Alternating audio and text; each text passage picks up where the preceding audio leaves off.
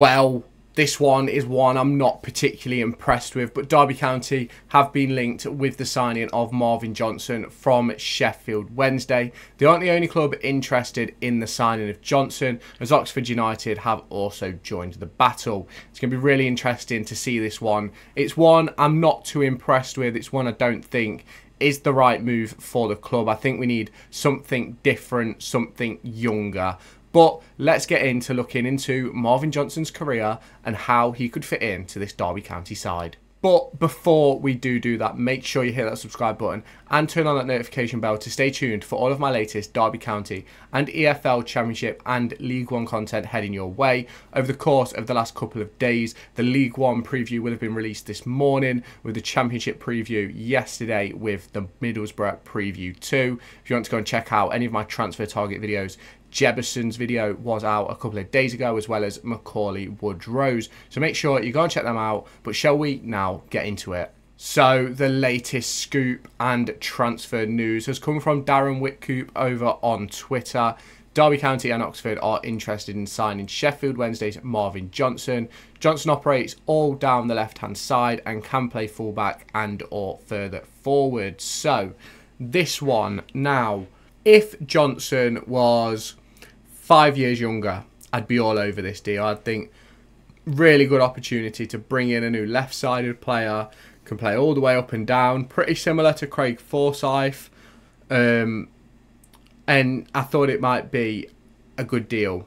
But when I looked into Marvin Johnson and I realised his age, I just feel like it isn't one which is going to solve any of our problems. Now, I do understand the idea of having championship experience within the squad, and obviously Johnson has an abundance of that, but what we need is championship and athleticism and ability and youth. That's what we need in our squad. We've got enough players over the age of 30, and this would just be another one. Now, Marvin Johnson is 33 years old at Sheffield Wednesday. His contract ends at the end of this upcoming season. Well, I say upcoming season, it's now the current season, isn't it? As we kicked off last week. So it's one of those for me where if this is a loan deal for the season, go for it, whatever, because he'll add something. He will add something because he's got that experience. He's got the know-how at this level. So I do think that if he's going to come, it has to be a loan deal. I don't know what type of deal we're interested in. I think a permanent transfer is the wrong one, because we're just going to sign him on a one-year deal anyway. If we don't sign him on a one-year deal, I think it's ridiculous. If we were to sign him on a 2-3 year contract, I'd think, what is Paul Warne doing? But if we obviously look into his career, he's played for Sheffield Wednesday, Hednesford, Middlesbrough, Oxford, Kidderminster, Motherwell and Sheffield United. He's made 477 career appearances with 33,502 minutes. He's scored 53 goals with 83 assists, 43 yellows and 1 red. Now, don't get me wrong, he's quite clearly a fairly decent player to have played for the likes of Sheffield Wednesday, Sheffield United and Middlesbrough. But he's at that age now where he's coming towards the back end of his career, and how impactful can he be for Derby County? That is the big question on my lips, probably the big question on every Derby County fan's lips. And I think he can have an impact, but I don't think it would be a long-term impact. Now, if we look at where he's had his best spells, he's obviously played 126 games with 37 goal contributions at Sheffield Wednesday, 114 games with 30 contributions at Kidderminster, 103 games with 20 contributions at Middlesbrough. At Motherwell, he played 64 games with 28 goal contributions. At Oxford United, 18 goal contributions in 55 games. 12 games for Sheffield United. He's played a couple of times for Borough's under-21s, where he scored 1 and assisted 1, and he made 1 appearance for Hednesford. Now, we are going to talk about his versatility here, because yes, he's played nearly 300 games across the left-hand side, but he's also played centre-back, on the right, played through the middle. Like, he can play a range of different positions, and I think this chart here from Transfer Market shows that the best of where he's played. Obviously, the bigger the circle, the more games he's played.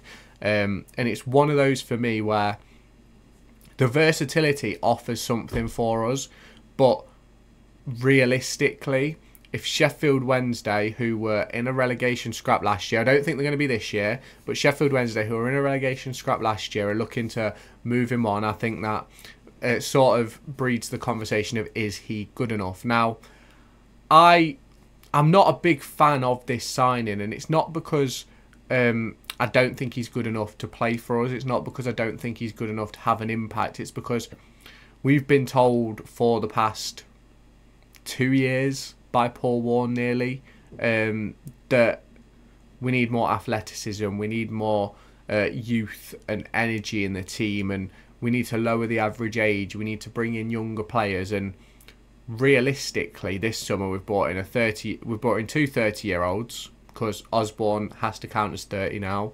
We've brought in two 30-year-olds. Obviously, we've brought in Ozzo, who drops that right down, because I think he's 19. Obviously, Kenzo's 22. Ibe Williams is 28. So it's like we've not really brought in much youth to develop this squad. And that's something which I think needs addressing, because Paul Warne wants to play this athletic, high-pressing style, and you're getting 33-year-olds or 30-year-olds to change how they've played the majority of their career. Now, obviously, some of these older heads that we've brought in will fit into the system and it will work. Like, Caden Jackson's probably still got 3-4 years left in him before he loses his pace, maybe. You look at Ben Osborne, and he looks like one of the most accomplished players in the midfield. So that's certainly something else which needs to be addressed. We need a bit more in that middle of the park. And I think at left back, I think with Callum Oldie, you've got your energy and your excitement. With Craig Forsyth, you've got your stability and solidness. And Craig Forsyth isn't going to fucking bolt it up and down the wing for 90 minutes a game, but he's also going to offer what Callum Oldie doesn't, and that's defensive security. So Marvin Johnson could come in and be an excellent signing, but I just think it's the wrong type of signing for what we need and what we're trying to do. But if it's a loan deal till the end of the season, I can sort of get behind it.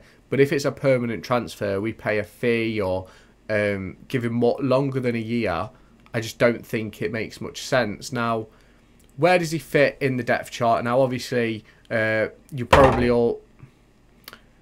Well, as you see, you probably all know that Tyrese Forner has moved out on loan. He's gone to Salford City for the upcoming season. So he's moved out of that midfield department, which sort of leaves left wing back a little bit short. Obviously, Forsyth can play out there. Barkhazen can play there. Wilson can play over there if necessary. So obviously, that's a position where Marvin Johnson would play. Now, if we go to the formation that we have played in the first two games, the 4-2-3-1, 4-3-3, obviously the midfield three adjust as the game goes on, sort of thing. Like, sometimes Kenzo would drop into a double pivot with Ozo, sometimes Osborne would push further forward with Kenzo, and it'd be a single pivot. So he'd obviously fit in either of those left-hand side positions.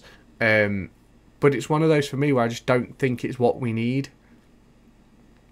It's not a signing that I'm entirely impressed with. If it comes to the end of the window and we bring him in on loan till the end of the season, I'm not going to complain about it because it's an extra body in the squad.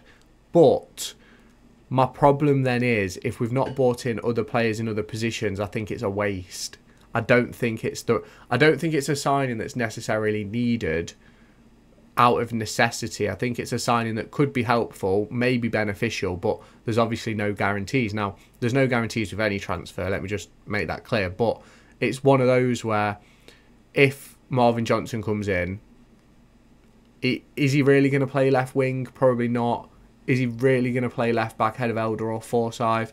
I'd probably suggest not. I'd still find it hilarious that Craig Forsyth is probably the best left back at the club, and after, 12 years of trying to replace him, he still is the best at the club, and he has been the entire time period. So it's one of those for me where it's really sort of difficult to see where he'd fit or how it would work. Now, what type of deal would it be? Now, Obviously, I've gone through this video discussing how I can deal with a season-long loan or a one-year contract if it's a permanent, but I don't want to pay a fee for him. I don't think it's the right player to pay a fee for.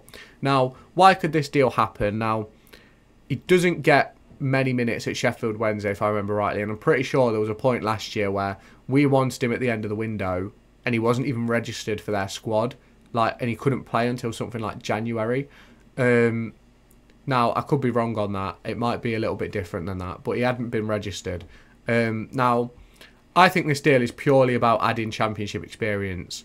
If it does happen, that's the reason why I think it happens. I don't think it's a case of he's coming in to be a starter. I don't think it's a case of he's coming in to impact the team. I think it's more a case of having that extra bit of Championship know-how in the squad so that late on in a game, we can bring on a Marvin Johnson to help see out a game. We can play Forsyth at left back, Johnson at left mid, and Johnson can drop in and they can make a back 6 or 7 if you think about having Wilson on the other wing or Ward on the other wing dropping in as well with the back 4, Ozzo dropping in. So it's one of those for me where it could be good to sort of see out a game towards the back end of games and things. I just don't necessarily think that it's going to impact much on the squad. For me, I'm guessing you can tell throughout the course of this video, I'm not particularly sold on this transfer dealing. Now, a lot of people might like the look of this signing, but for me, I just don't think it's going to really change what we have already. I think, is Marvin Johnson better than Callum Elder and Craig Forsyth? Probably better than Elder. Forsyth, I think it's going to be another player who could come in to play his position and not play, because Hayden Roberts did it, came in, and realistically, when Forsyth was fit, Forsyth played.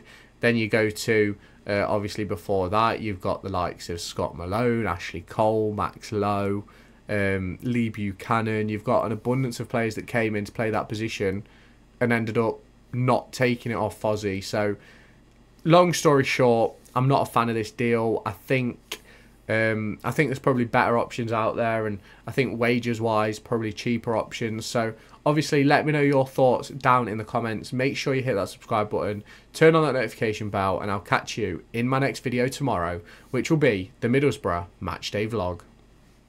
Make sure to go and find me on TikTok, pictured here, and Twitter, pictured here. These are the places where I'll keep you all up to date with all my upcoming videos and my thoughts and feelings around the Formula 1 and football weekend.